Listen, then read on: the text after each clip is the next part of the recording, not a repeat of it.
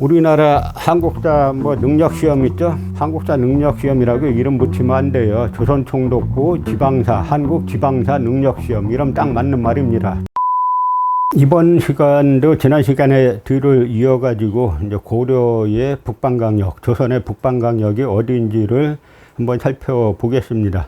지난 시간에 지금 한국사 교과서에서 2020년도에 가르치고 있는 교과서들에서 고려의 북방강역을 이렇게 그려놨다 그랬죠. 모든 교과서가 다 같습니다. 굳이 출판사 따질 필요가 없어요. 전부 다 일본인 조선총독부 항무국에서 만들었다 그러면 딱 맞는 교과서들이에요. 그런데 여기에 또 하나 교과서들의 공통적으로 뭐가 들어가냐면 바로 공민왕이 제5년에 북방강역을 수복을 하죠.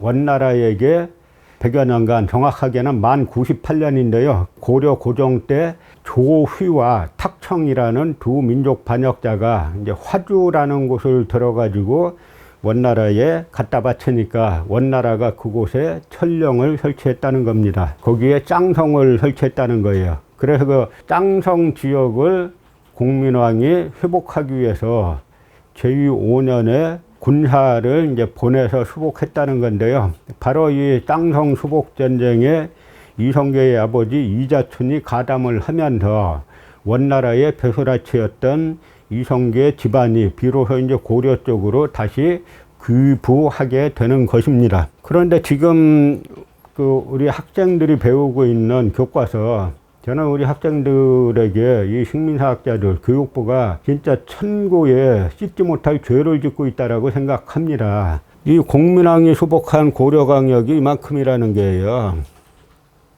교과서 똑같습니다. 여기라는 겁니다.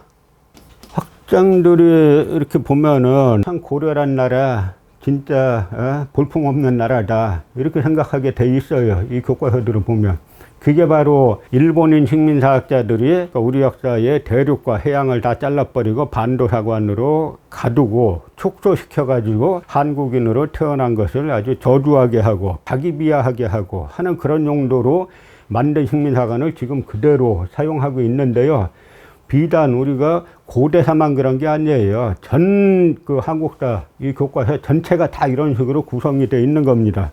여기 설명을 해 놨어요. 화주, 쌍성총관부, 천령위, 쌍성총관부, 탈환, 1356년, 바로 1356년에 공민왕이 탈환한 쌍성총관부가 바로 지금의 함경도 지역이다. 이렇게 그려놓고 학생들에게 외우라고 하는 겁니다. 우리나라 한국사 능력시험 있죠? 한국사 능력시험이라고 이름 붙이면 안 돼요. 조선총독부 지방사, 한국 지방사 능력시험. 이름 딱 맞는 말입니다. 다 이런 관점으로 시험 내고 있고 학생들이 그걸 외워야 되고 공무원 시험인데 다 이걸 외워야 되니까 이 나라가 언제나 나라다운 나라꼴로 할까 하는 생각이 절로 들죠. 그러면 공민왕이 수복한 강역이 어디냐? 이것도 마찬가지로 고려사 기록을 찾아봐야 되죠.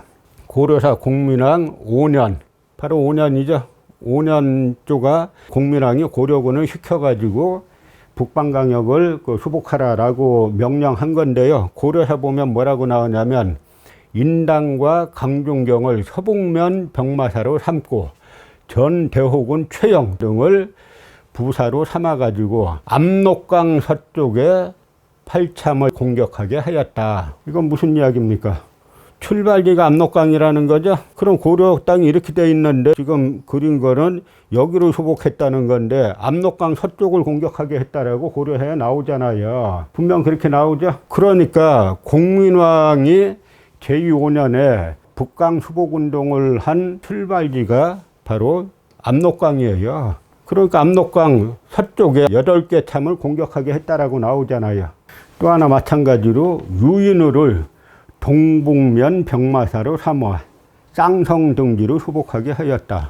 쌍성이 어디냐? 지금 이쪽 지역이에요. 그래서 고려라는 나라는 이 북방강역을 한 번도 뺏긴 적이 없습니다. 단지 고려 고종 때 조휘와 탁청이라는 두 민족 반역자가 이 지역을 들어가지고 원나라에 갖다 바치면서 공민왕 5년까지 100년 정확하게는 만 98년 동안 원나라가 지배하고 있던 걸 갖다가 이 공민왕이 인당을 시켜서 이쪽 공격하게 하고 유언호를 시켜서 이쪽을 공격하게 해가지고 이 강역을 회복한 겁니다. 그런데 나중에 원나라를 무너뜨리고 들어선 명나라에서 여기에다가 천령위를 설치하려고 하니까 고려의 우왕과 최영 장군이 군사를 이렇게 보낸 거예요.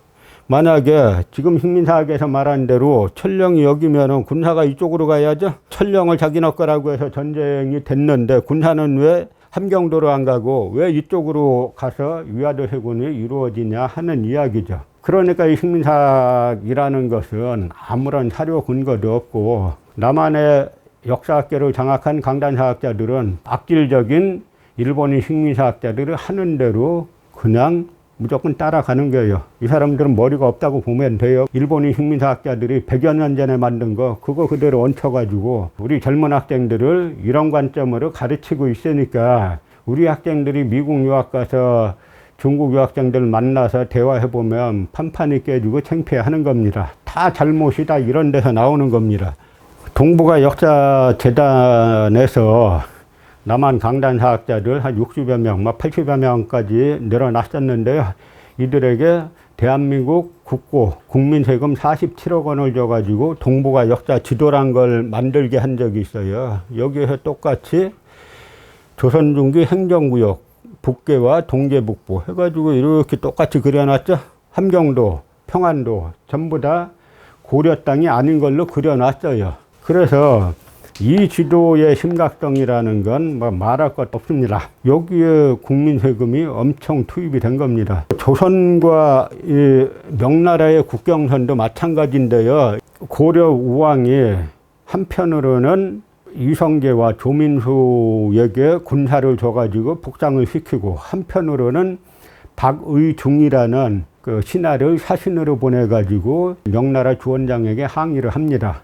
그러니까 주원장이 고려의 강역을 압록강 북쪽 600~700리 지점인 천령, 지금의 심양 남쪽에서부터 두만강 북쪽 700리 지점인 공엄진, 지금의 흑룡강성 영안 지역까지가 고려와 명나라의 경계다라고 인정을 했어요. 그래서 조선에서는 비록 이제 이성계가 위화도 해군을 해서 고려를 무너뜨렸지만 강역은 그대로 계승했습니다. 그래서 이 강역이 고려는 물론 조선의 북방 강역이에요. 그래서 태종이 명나라에 사신을 보내는데 이때 본국의 동북지방은 공엄진부터 이렇게 나오죠. 그래서 이때 태종대왕이 김첨이라는 인물을 사신으로 보내가지고 명나라에 보내서 다시 국경 협정을 맺는데 바로 지금의 천령에서부터 공엄진까지 우리 땅입니다 라고 지도까지 다 그려가지고 첨부해서 보냈어요. 명나라에서 보고 그 말이 맞다라고 해서 국경을 획정을 했습니다. 그래서 태종이 김첨이 돌아오니까 수고했다라고 해가지고 땅, 전지 15개를 상으로 줬어요.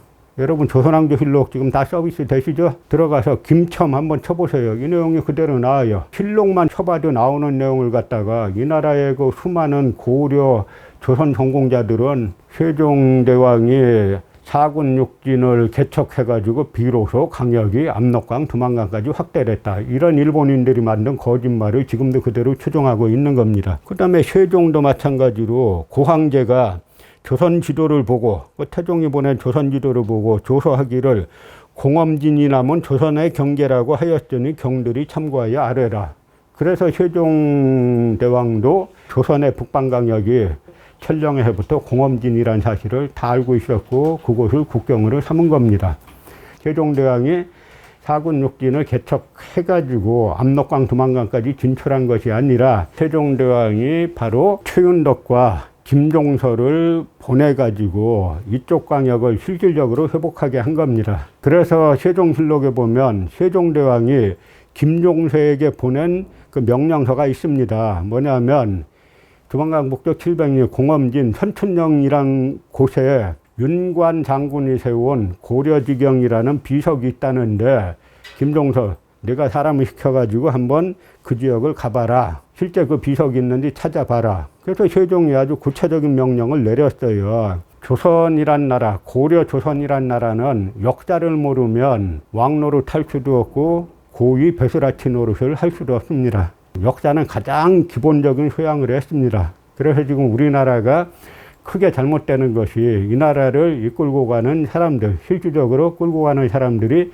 역사에 대해서 너무 무지해요. 너무 무지하니까 아직도 일본 구구파의 조선통독부 역사관을 추종하는 이 강단사학자들이 삼행화 전략을 씁니다. 삼행화.